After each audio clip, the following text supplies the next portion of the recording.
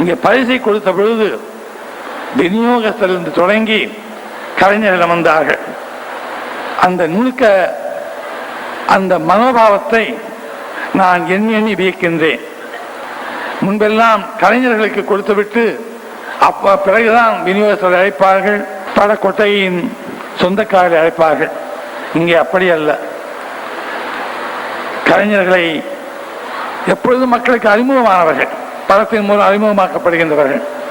ஆனால் அறிமுகமாக வாய்ப்பில்லாமல் மற்றவரை அறிமுகப்படுத்தி தன்னை வெளியே நிறுத்திக் கொள்ளுகின்ற கலைஞர்கள் அவர்களை முதலே அழைப்பது போல இந்த படத்தை விநியோகஸ்தர்களை அனுமதிப்பது ரொம்ப நல்ல காரியம் என்பதையும் அதை பாராட்டுவதற்குரிய செயலாகவும் நான் கருதுகிறேன்.